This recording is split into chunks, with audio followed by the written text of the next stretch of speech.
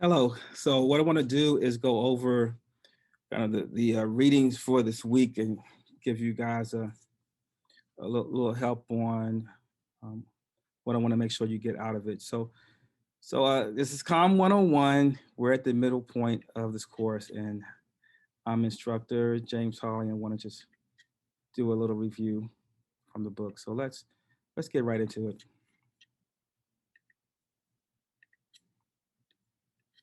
Move my slides.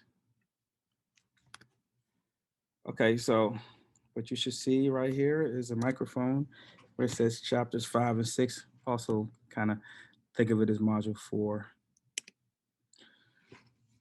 Ice Cube said this: I think it is important in any form, in regards to reading. I think reading is important in any form. I think a person who's trying to learn to like reading should start off reading about a topic they are interested in, or a person they are interested in. And that's from Ice Cube. And I bring this up to say, yes, doing research for speech may seem like it's a lot of work, and kind of combing through information to see what's the most relevant information for your speech.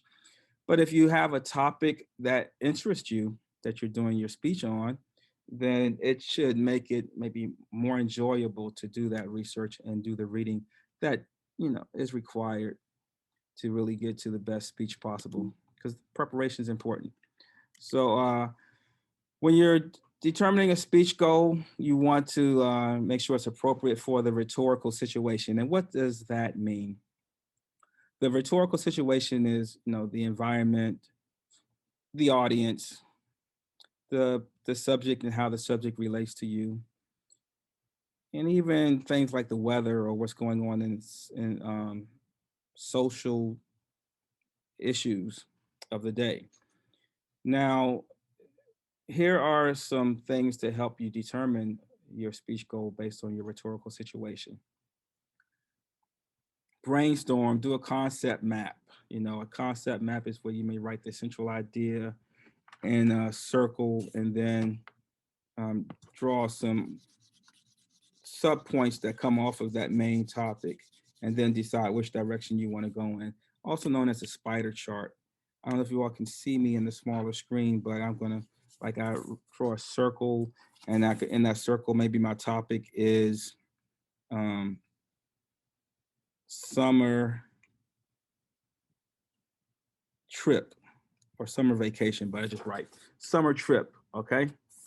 And maybe I could say somewhere warm, like maybe an island is a way to go. Or you may say, how about a summer trip to, a, just like hiking. So somewhere that might be like mountains. I'll just put hiking. Right. So then from that, you can start doing extensions when you brainstorm. What type of island, and you can start putting, Aruba, Hawaii. So you start drawing like ideas off of that. That's a concept map. And then once you do that, you can assess it and say, well, the most interesting speech might be the hiking trip. So you brainstorm it or do a concept map. Then you analyze the rhetorical situation. Who is my audience? What matters to them? How would they feel about this? Develop a speech goal statement that is adapted to the rhetorical situation. So then from that, you come up with a goal now that you know what your topic is and who your audience is and what the overall situation of the speech will be. Writing a specific goal is good, because you could have a general idea, general theme of your speech, but you want to make it more specific so that you're not all over the place as you start doing research and preparing your outline. So you might want to write a draft of your statement that is the initial feeling you have, but then look at it and maybe revise it again until it really articulates from a general goal to a more tailored goal for your speech. I have this visual here of Homer Simpson with a donut, and I'm like, what would be a specific speech goal from this image? It can't just be donuts are good. It's got to be, oh, there's nothing like a donut after a hard day of work. That gets more specific. Brainstorming and concept mapping. I just did an example for you of that, but there's also a chart right here on this slide. An important part of brainstorming is to know that when you're doing a brainstorm, it means more than one person bouncing ideas off of each other, and it also means not evaluating them as you go along, but just going on to the next idea and the next idea. So when I wrote hiking, I don't go, I don't know if I want to go hiking, or man, hiking's not as cool as some other. No, I just said, okay, that's one idea. What's another idea? So it's good when you're brainstorming to not judge as you go along, but just keep the ideas flowing, and then you can go back and edit afterwards. Concept mapping is just, stretching it out to different categories and subcategories like I did and like you see on the chart here. You start focusing on what, where, who. Like I went from an island to what island, and I wrote Aruba, I wrote Hawaii. So that's how you develop a concept map. So introductions and conclusions. That's like, how do I start my speech in a way that grabs their attention, and how do I conclude my speech that really solidifies things and lets everyone know, you know, I'm done. I didn't get into the Jerry Springer thing, but uh, why don't I for a second? I have this Jerry Springer image because with all the craziness that would go on his shows, if you've ever watched the Jerry Springer show, he would have all this craziness that would go on. I used to watch it back in the 90s. And then at the end of the show, he'd have a final thought where he tries to make sense of all the madness that has happened on his set. Well, when you have an introduction and conclusion, you can always really bring it together no matter what goes on in the midst of everything. If you know how you're going to finish and close off the speech, you'll still find your way home. When you stand in front of an audience, keep in mind that you are being judged before you even say a word. You're communicating something to the audience. We see this image here of Sean Combs, also known as P. Diddy, and he's doing a commencement address. Notice he has a robe on and a stole and a medal. So he's looking the part, and maybe they've presented him with some honor at this commencement. Instead of looking like, casual and some sweatpants, he's in the attire for the speaking occasion. So when he walks up, any prejudging people may have could be adjusted by how he presents himself. We have to remember that, as it says on the slide, because sometimes we forget that since we are so focused on what we're going to say, we don't think about what we're showing. But keep in mind what you're showing as you prepare to speak. Now, an introduction must, get the audience's attention and have them committed to paying attention. So, what you want to do is get them to listen to you in your introduction, and you want to help them understand you and your personality, your delivery, your style. So it's good to have an introduction just so they can adjust to how you speak and your personality before you get into the meat or the content of your message. You see these kids here, they're very attentive, especially my guy right here, second from the right. He's like, oh. So establishing credibility is really helpful in a speech. There's external credibility and internal credibility.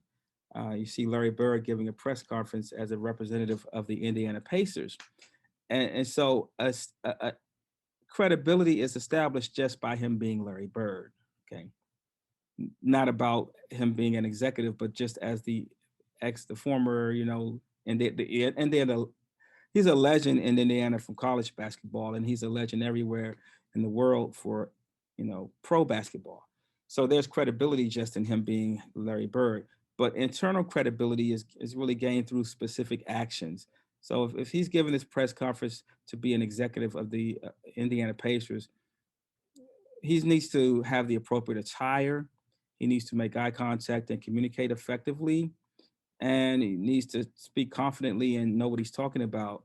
So that's where he starts to establish internal credibility, credibility based on what he's actually doing and bringing to the table, not credibility just based on who he is or who recommended him or things people heard about him. That's external stuff. Or sometimes external credibility is just based on, I know somebody that you know, so you're giving me the benefit of the doubt until I, take that trust away. Next is a slide where you have this like, MapQuest, Google Maps kind of thing. And the point I'm making is your outline is a roadmap. It's directions to get from the beginning of your speech to the end, to take your audience on a journey to where they reach that destination that is your goal for your speech. So in your preview, you let them know, here's the path we're going to take. You don't have to give all of your good stuff away in your introduction, but it's helpful to give them an agenda so they have an idea of what to expect. Okay. More on introductions and conclusions. We see she was the vice president to be at the time that she was giving this speech, but our current vice president, right here. Introductions and conclusions, big part of speeches that politicians give when they're campaigning. There's 10 attention grabbing strategies that you can use in your speech. Tell a story. Refer to the actual occasion of the speech. Refer to recent events or past events. Bring up previous speeches on the particular topic you're giving your speech on, maybe. Share your own interests with the audience. Use a statistic, something like 9 out of 10 people who come into this program graduate on time. You're destined for greatness because the success has been laid out here for you to do well. A statistic like 9 out of 10, you go, okay, 9 out of 10. So an analogy, comparing something, using a famous quote or just a quote that works for your topic. Asking the audience a question is sometimes the best introduction because it gets them to commit, to buy in, to participate. Telling a joke, who doesn't like to laugh a little bit? Once you have the body of your speech complete, then it's put you in a better situation to work on your introduction or refine it. Conclusions is where you get to drop the mic. The conclusions of your speech is where you've now circled from that point A to the point Z. And sometimes it actually works in full circle. Prepare the audience for the end of your speech. Let them know, in closing, and my final thought is this, as I bring my speech to an end, I want to say such and such. So when you prepare the audience for the end of a speech, what does that do? It lets them know that they can kind of prepare themselves to hear your final thoughts. Um, it's good to present final appeals, So now I ask that you promise to register to vote, right? Or now I ask that after my speech, all of you make an appointment to see your physician. Give some kind of buy-in. Get some kind of buy-in by making a final appeal. Summarize and close it out. Restate your thesis. Let people know what we've covered, and end with a clincher. A clincher could be like a declaration. I promise, if you do what I am telling you, you will be famous. Or a challenge to the audience, or just some words of hope. We're going to win. We're going to do this. We can't lose. Or a call for response. When I say Apple, you say Jacks. Apple Jacks, right? Apple Jacks. Now go buy my cereal today. Right? If you have any questions or comments on this review, you guys are welcome to email me, text me, or we can get on a Zoom one-on-one and talk. I love to hear your feedback on things. So that's the end of this review. Thank you for your time. And looking forward to more wonderful things from you guys in public speaking. Thank you.